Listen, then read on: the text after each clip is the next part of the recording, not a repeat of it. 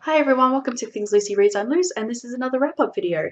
In this one I'm going to be talking about books number 81, 87 and 102 that I read this year. So the first one that I read is number 81, and it is The Unknown Unknown, Bookshops and the Delight of Not Getting What You Wanted by Mark Forsyth, which I gave 5 stars to. This is just a little love letter to bookshops really, and about how, you know, you can buy books online and, you know, algorithms will recommend books to you, but it's not the same as actually being in a bookshop, and how, you know, sometimes you might walk in there looking for something and come out with something else that is even better for you. And I think that's how a lot of people would feel about bookshops. It's definitely how I feel about bookshops.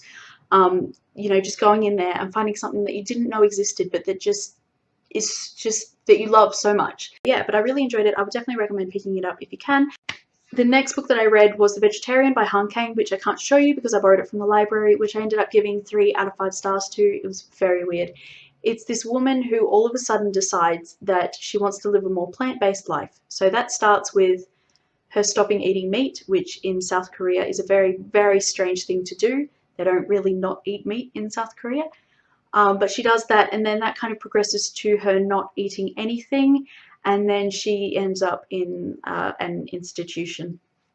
It's told in 3 perspectives, from her husband, her brother-in-law, and then her sister. Her husband thinks that he's getting one kind of woman and he ends up getting another, and then her brother-in-law has always had this kind of obsession with her and wants to, he's an artist and he wants to include her in an art piece, and then he does, and then her sister kind of walks in on them in flagrante delicto, and that causes problems.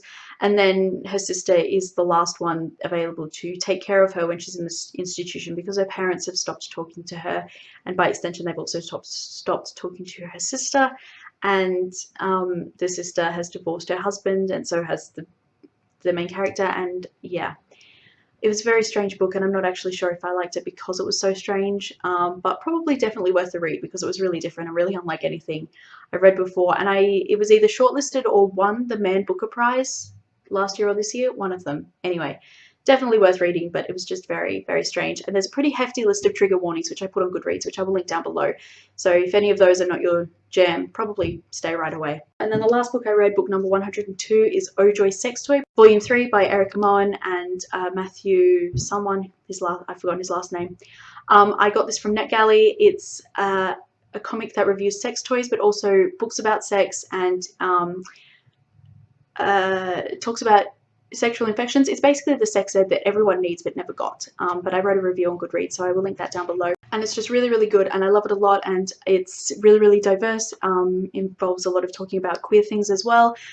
And I'm just so thankful that it exists, because everyone needs to read it. It's the kind of, like I said, it's the kind of education that everyone needs to have but never ever got at school, because schools suck for this sort of thing. I really love it a lot, and I would definitely recommend it. It's probably still available online. I will link the site down below.